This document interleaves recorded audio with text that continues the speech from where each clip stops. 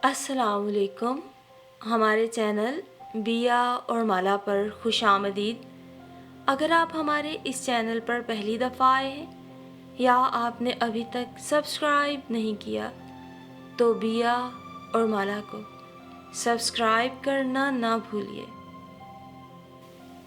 अफ़ान से साइमा की शादी के पीछे अफ़ान के एक गहरे दोस्त की बीवी का ही हाथ था, जो कि साइमा की बहुत अच्छी दोस्त थी। जब पहली दफ़ा वो अफ़ान की अम्मी के साथ साइमा का रिश्ता लेकर आई थी तो साइमा के घर वालों को एतराज़ था, क्योंकि अफ़ान का ताल्लुक साहिवाल के एक देहात से था, जबकि साइमा के वालिदैन अपनी पढ़ी लिखी शहर में पली बढ़ी बेटी को एक देहात नहीं भेजना चाहते थे। तभी अफ़ान के दोस्त की बीवी ने उसके माँ बाप को बहुत मुश्किल से समझाया था कि अफ़ान खुद एक केमिकल इंजीनियर है, साइमा को कभी कभार ही देहात जाना पड़ेगा, वरना तो अफ़ान की कराची में ही बहुत अच्छी नौकरी है, यहीं पे ही वो फ्लैट लेकर अपने घर को यहीं सेट करेगा। तो बिलाखिर साइमा के घर वाले अपनी इकलौती बेटी का हाथ अफ़ान के हाथ में देने को तैयार हो गए। तो फिर ये कहा जा सकता है कि साइमा और अफ़ान की शादी एक मुकम्मल अरेंज मैरिज थी। साइमा जब ब्याह कर पहली दफ़ा अफ़ान के साथ रुखसत होकर देहात आई तो अफ़ान की हवेली जगमग जगमग कर रही थी। ये एक वसीओ अरीज हवेली थी, जहाँ आकर साइमा को सही मायनों में देहात की खूबसूरती का अंदाज़ा हुआ था, वरना कहाँ तो वो कराची के फ्लैटों तक ही महदूद रही थी। और शादी की पहली रात अफ़ान ने जहाँ साइमा से कई अहदो पैमा किए थे, वहीं साइमा को ये भी यकीन दहानी कराई थी कि उसे बस कुछ दिन ही देहात में रहना पड़ेगा, जल्द अफ़ान कराची में अपना फ्लैट ले लेगा। वैसे तो कंपनी की तरफ से उसे पहले भी ऑफ़र थी, लेकिन वो दोस्तों के साथ मिलके कमरा शेयर कर रहा था। अब चूंकि फैमिली है तो उसे एक बड़ा घर खरीदना पड़ेगा। शादी के चौथे रोज़ ही वो लोग नथिया गली, कागान, नारान हनीमून के लिए एक हफ्ते के ट्रिप पे चले गए। एक हफ्ता यूं पलक झपकते गुजर गया कि अंदाज़ा भी न हुआ। दोनों एक दूसरे की संगत में बहुत खुश थे। हफ्ते बाद जब वो लोग वापस गांव आए तो दावतों का एक सिलसिला शुरू हो गया। यूं अफ़ान की 20 छुट्टियों का तो जैसे पता भी ना चला। अफ़ान तो वापस नौकरी पे चला गया। साइमा सारा सारा दिन अपनी सास के साथ गुजारने लगी, और यूं सास के साथ गुजरे उसी एक महीने में साइमा को अंदाज़ा हो गया कि उसकी सास बहुत सादा तबीयत की हैं, अगरचे थोड़ा सा गुसीला मिजाज रखती हैं और बात मुंह पे कह देने की आदी हैं। अफ़ान ने ही उसे बताया था कि उसकी माँ जी बहुत धीमे मिजाज की बहुत ही शफीक खातून थी। अब्बा जान की अचानक वफ़ात ने जैसे माँ जी को बहुत अकेला कर दिया है। माँ जी और अब्बा जी में बहुत मोहब्बत थी, दोनों एक दूसरे को देख देख के जिंदा थे, लेकिन तन्हाई और यूं जीवन साथी का बिछड़ जाना शायद इंसान को थोड़ा चिड़चिड़ा कर देता है। खैर, इस सब के बावजूद भी साइमा को उनसे कोई गिला नहीं था। साइमा की बड़ी दो नंदे शादीशुदा थीं और करीबी देहातों में जमींदार घरानों में यानी अपनों में ही ब्याह कर गई थी। दो देवर थे और वो भी जमींदारी का ही काम कर रहे थे। अफ़ान जैसे पढ़े लिखे थे, बाकी उसके दोनों देवरों ने ऐसे मुकम्मल तालीम हासिल नहीं की थी। अलबत्ता इस एक माह में साइमा को ये देख के बहुत अच्छा लगा। इतनी बड़ी हवेली, अपने जानवर, घर की खालिस खुराक और तो और खालिस आबो हवा, साफ सुथरा माहौल, लोग इतने मिलनसार कि अगर एक वक्त का सालन बनाते हैं तो अपने इर्द गिर्द के घरों में ज़रूर भेजते हैं। और माँ जी भी इस मामले में बहुत फयाज थी। मुलाजमों के लिए अहाते की पिछली साइड पे कुछ कमरे डाले गए थे। शन्नो और उसका शोहर जो कि बेऔलाद थे, माँ जी के पास शुरू से रहते थे, अब्बा जी के ज़माने से। शन्नो का शोहर बशीरा माल मवेशी और डंगर की हिफाजत करता, दूध दोहता, मुर्गियों को दाना डालना या घर की देसी मुर्गियों को ज़िबा करना, अंदर बाहर के और छोटे मोटे काम सब बशीरा किया करता था।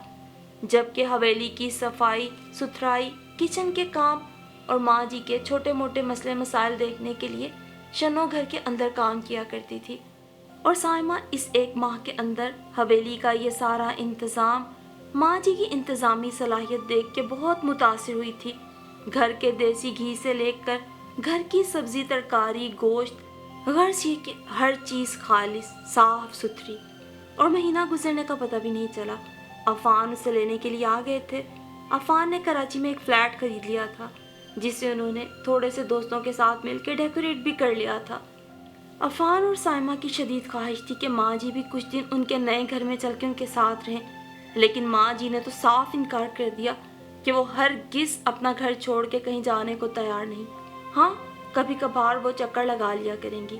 سو کئی وعدے وعیدے لے کر بالآخر سب کو الوداع کہہ کے عفان سائمہ کو لے کے اپنے ساتھ کراچی آ گیا۔ کراچی آئے تو بس کراچی کے ہی ہو کے رہ گئے۔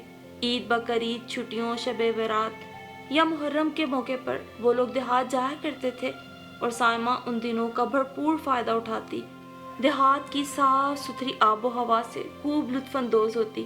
عفان تو بعض اوقات اس کا مذاق اڑایا کرتے تھے، کیوں نہ تمہیں یہیں ایک حویلی بنا دوں اور آپ کراچی میں اکیلے اکیلے کیوں رہیں گے بھائی، آپ کے لیے کوئی اور دکھ درد بانٹنے والی بھی لے آئیں گے۔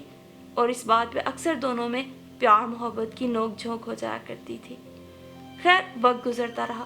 اللہ تعالیٰ نے سائمہ کو پہلے ہمنا جیسی خوبصورت بیٹی سے نوازا تو جیسے سچ مچ ان کے گھر اللہ تعالیٰ کی رحمت آ گئی۔ سال بھر بعد علی کی آمد نے جیسے ان کی فیملی مکمل کر دی۔ سائمہ تو بس پھر اوپر تلے کے بچوں میں ہی الجھ کے رہ گئی، اسے تو اپنا بھی ہوش نہ رہا۔ اس کے دونوں بچوں کی پیدائش پہ ماں جی ہفتہ ہفتہ اس کے پاس رہنے آئی تھی۔ پھر بچے جیسے جیسے بڑے ہونے لگے ان کی مصروفیات بھی بڑھنے لگی، لیکن ابھی بھی عید بقرعید وہ دیہات جا کر سب کے ساتھ ہی کرتے تھے۔ اور ان دنوں بھی موسم سرما کی چھٹیاں تھیں، بچے دادی کے پاس گاؤں جانے کی ضد کر رہے تھے۔ سو عفان ویکینڈ پہ سائمہ کو اور بچوں کو گاؤں چھوڑ کے خود اتوار کی شام ہی کراچی واپس چلے گئے تھے۔ بچے تو اپنی ساری چھٹیاں گاؤں میں ہی گزارنے کا منصوبہ بنا کے آئے تھے۔ دل تو سائمہ کا بھی کچھ یہی تھا، کیونکہ یہاں آ کے تو اس کا بعض اوقات واپس جانے پہ ہی دل نہ کرتا۔ دوپہر کی دھوپ برآمدے تک آ رہی تھی۔ ملازمہ نے اس کے کہنے پہ وہیں کھانا لگا دیا تھا۔ وسیع و عریض صحن کے کشادہ لون میں ایک دوسرے کے پیچھے بھاگتے بچوں کو دیکھ کر اس نے سستی سے انگڑائی لیتے ہوئے دونوں بچوں کو آواز دی، علی، ہمنا، آ جاؤ۔ بچوں کے آنے سے قبل 3-4 کوے ارد گرد اڑنے لگے۔ ملازمہ نے پتلی سی چھڑی چارپائی کے ساتھ ٹکا دی۔ یہ بڑے ڈھیٹ ہیں جی، آواز دینے سے نہیں اڑنے والے۔ ہش ہش، کانے کوے۔ ملازمہ نے تو چھڑی لہرا کر ایک مرتبہ انہیں اڑا دیا تھا، مگر اب یہ دلچسپ مشغلہ وقتاً فوقتاً بچے انجام دے رہے تھے۔ کچھ دیر بعد ایک آوارہ سا کتا زبان لٹکائے کچھ فاصلے پہ بیٹھ گیا۔ اس سے تو اچھا تھا کھانا اندر ہی کھا لیتے۔ اس کی ساس نے باہر آ کر بچوں کی بھاگم دوڑ کو ناگوار نظروں سے دیکھا۔ بس دھوپ میں بیٹھنا اچھا لگ رہا تھا، وہ کھسیانی سی ہو کر بولی۔ اس کے لیے یہ سب نیا نہیں تھا، مگر بچے جب جب گاؤں آتے تو ان سب کو انجوائے کرتے تھے۔ آپ لوگ کھانا ٹھیک طرح سے نہیں کھا رہے، اس نے ہمنا کو ٹوکا۔ مما، جب آپ سو رہی تھیں تو ہم قریبی باغ میں امرود کھا کر آئے تھے۔ سائمہ نے باقی کھانا اور برتن ملازمہ سے کہہ کے اٹھوا دیے تھے، مگر 1-1.5 روٹی ہاتھ میں پکڑ لی۔ اب وہ ان کے چھوٹے چھوٹے ٹکڑے کر کے کووں کو ڈالتی جا رہی تھی۔ جیسے ہی ٹکڑا ہوا میں اچھلتا تو وہ اس کے گرنے سے قبل اچک لیتے۔ دونوں بچے حیرت سے یہ منظر دیکھ رہے تھے اور کووں کے اچھے کیچ پہ تالیاں بجانے لگتے۔ آخر میں اس نے آدھی روٹی کتے کے آگے ڈال دی۔ مما، آپ نے ان کو کھانا کیوں کھلایا ہے؟ 6 سالہ علی نے اس کے رخسار پہ ہاتھ رکھ کے اس کا چہرہ اپنی طرف موڑا۔ سائمہ نے جھٹ اسے اپنی گود میں بٹھا لیا اور نرمی سے بتانے لگی، وہ اس لیے بیٹا کہ اللہ پاک نے ان کا کھانا ہمارے رزق میں رکھا ہوتا ہے، یہ خود کما سکتے ہیں نہ پکا سکتے ہیں۔ تو مما، پرندوں کو کون کھانا دیتا ہے؟ ہمنا بھی اس کی دوسری جانب آ بیٹھی تھی۔ وہ سوچ کر کچھ دیر بعد بولی، آپ نے شہروں میں کبھی پرندے دیکھے ہیں؟ نہیں تو، وہ دونوں ایک ساتھ بولے۔ تو اس کی وجہ یہ ہے کہ وہاں ان کو دانا دن کا نہیں ملتا، اس لیے یہ دیہاتوں میں رہنا پسند کرتے ہیں۔ یہاں کچی پکی فصلیں ان کی خوراک ہوتی ہیں اور باغوں کے پھل یہ بکثرت کھاتے ہیں۔ کتا بھرے پیٹ کے ساتھ دم ہلاتا جا رہا تھا۔ یہاں گاؤں میں گھروں کے کھلے دروازوں سے کتے اور بلیاں تقریباً ہر گھر سے اپنے حصے کا کھانا وصول کرتے ہیں۔ تو کیا سب انہیں کھانا دیتے ہیں؟ بچوں کے لہجے میں حیرانی کے ساتھ دلچسپی نمایاں تھی۔ ہاں میری جان، کیونکہ جانوروں کو اور پرندوں کو کھانا ہمارے لیے صدقہ خیرات کا معجب بنتا ہے۔ ابھی جملہ پورا بھی نہیں ہوا تھا کہ علی بھاگتا ہوا کچن میں گیا اور 1 منٹ بعد ہڈیوں والی پلیٹ اس کے ہاتھ میں تھی۔ انار کے پودے کے نیچے بلی منہ بسوڑتی کچھ دیر بعد میاؤں میاؤں کا راگ الاپتی تھی۔ اب وہ علی کی جانب تشکرانہ نظروں سے دیکھتی ہڈیوں کا مزہ اڑا رہی تھی۔ اللہ کو میرا کام پسند آیا ہوگا، اس نے منہ پھیر کر ماں سے تائید چاہی۔ سائمہ نے مسکرا کے سر ہلا دیا۔ کیوں نہیں، اللہ تمہیں اس کام کا ڈھیروں ثواب دے گا۔ وہ اٹھتے ہوئے اس کا منہ چوم کے بولی، اب میں کچھ دیر کے لیے تمہارے چچا کے گھر جا رہی ہوں۔ تم دونوں نے نہ کچے انار توڑنے ہیں، نہ دادی کی لون میں لگی سبزیاں خراب کرنی ہیں۔ جی ماما، دونوں بچوں نے تابعداری سے جواب دیا تو سائمہ مطمئن سی ارد گرد کے لوگوں سے ملنے کے لیے نکل گئی۔ یہ لوگ 1 ہفتے کے لیے سردیوں کی چھٹیاں گزارنے گاؤں آئے ہوئے تھے۔ عفان جاب کرتا تھا، اس لیے وہ ان کو چھوڑ کے واپس شہر چلا گیا۔ سائمہ یہاں آ کر دھوپ میں سونے کے خوب مزے لے رہی تھی۔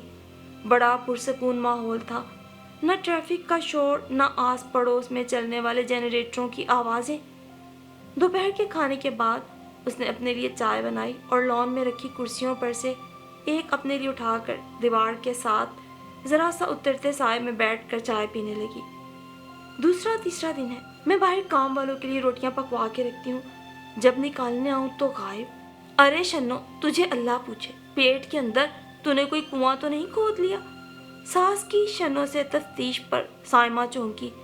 ابھی کچھ دیر پہلے اندر سے ہاتھ میں روٹی لیے ہمنا کو باہر کی جانب بھاگتے دیکھا تھا اس نے، تب وہ بہت کچھ سمجھ گئی۔ چائے ختم کر کے وہ خالی کپ رکھنے اندر گئی تو شنو اپنی صفائیاں دیتی منہ لٹکائے کھڑی تھی۔ اس بیچاری کو مت ڈانٹیے، یہ آپ کے پوتا پوتی کا کارنامہ ہے، لائیے میں اور روٹیاں پکا دیتی ہوں۔ سائمہ نے لہجے کی شرمندگی پہ قابو پاتے ہوئے آٹے کا تسلا ان کے ہاتھ سے لے لیا۔ پھر روزانہ اسے اپنی ساس سے اس قسم کی شکایتیں سننے کو ملتی، فریج سے سارے سیب غائب تو کبھی مکھن کا خالی برتن پڑا منہ چڑھا رہا ہوتا، سالن سے بوٹیاں غائب تو کبھی دودھ سے ملائی، کبھی سرے سے دودھ ہی غائب ہوتا۔ سوکھی روٹیوں کا ڈھیر جو بھینسوں کے لیے بھگو کر بطور چارہ کام آتا تھا، اس ڈھیر میں اچھی خاصی کمی آ چکی تھی۔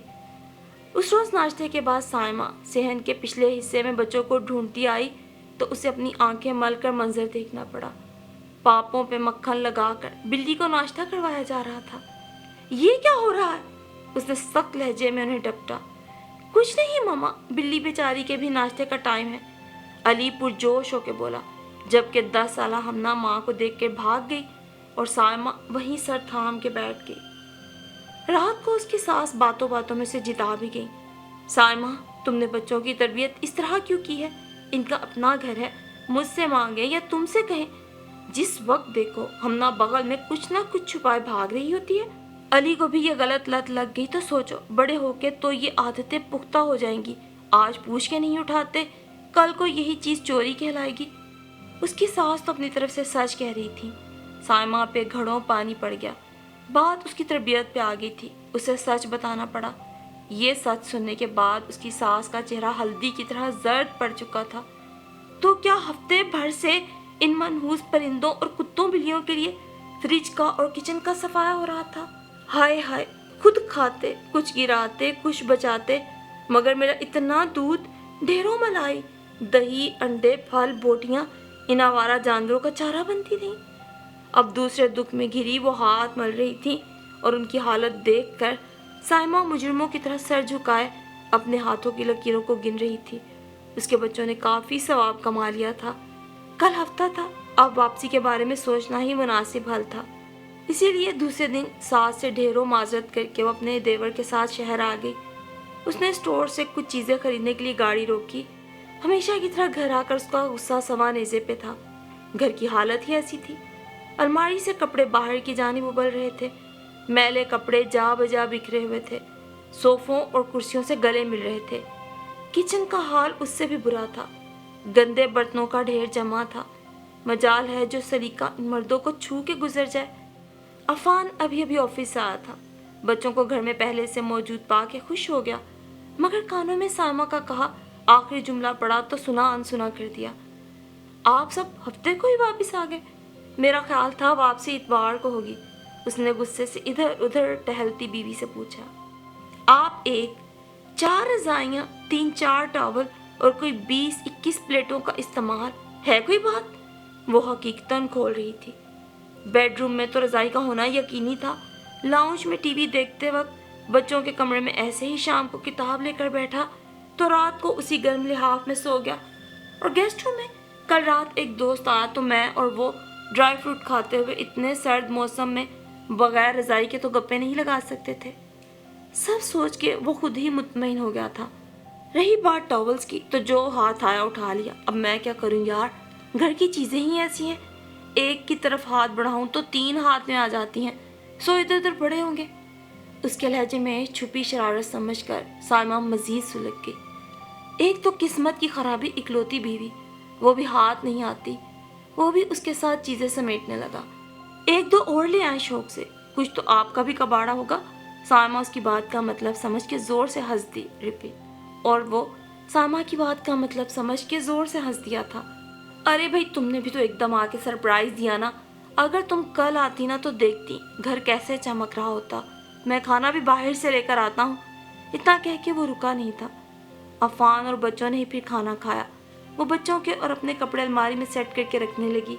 घर का तमाम फैलावा समेट के वो बेडरूम के साइड टेबल से पानी का खाली जग उठाने आई तो मुसरत भरी नजर अपनी उन किताबों पर डाली जो जाने से पहले वो खरीद के रख गई थी। सोचा कल इतवार है, सुकून से रात को लिहाफ में लेट कर दोनों खत्म कर लूंगी। दिन तो घन चक्कर बने गुजर गया, मगर घर की बेतरतीबी ने जैसे उसके सारे आइडियाज का बेड़ा गर्क कर दिया था जो उसने घर आते हुए सोचे थे।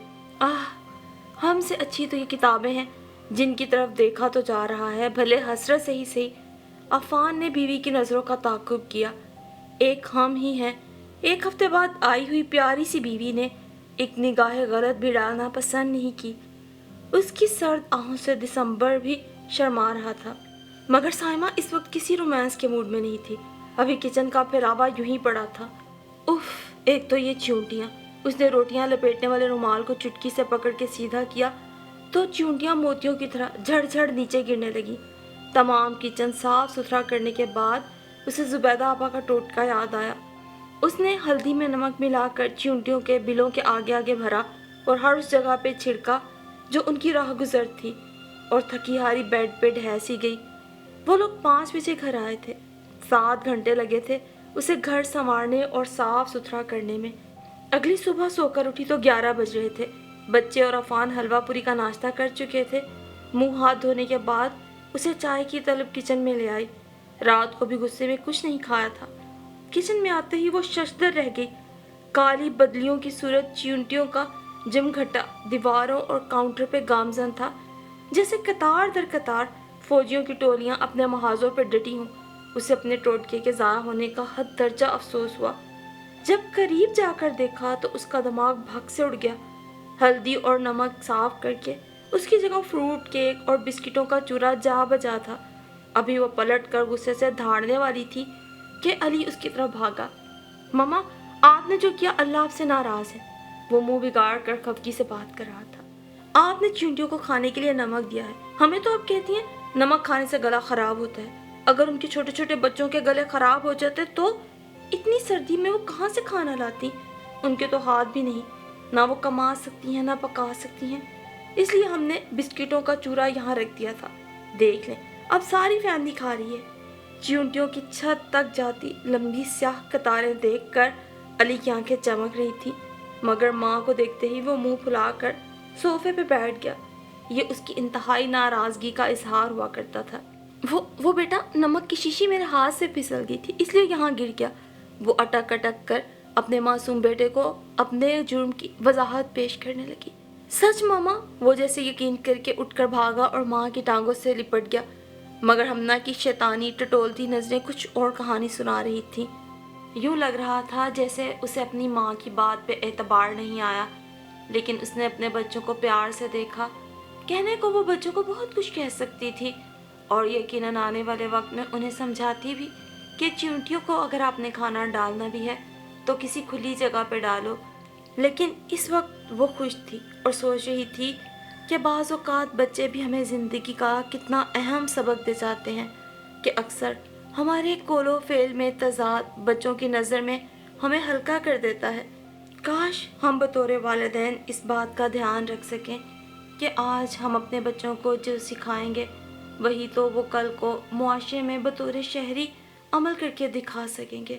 اس لیے اپنے بچوں میں رحم دلی کی عادت ڈالیے، خواہ انسان ہو یا جانور، سب سے رحم دلی سے پیش آ جائے۔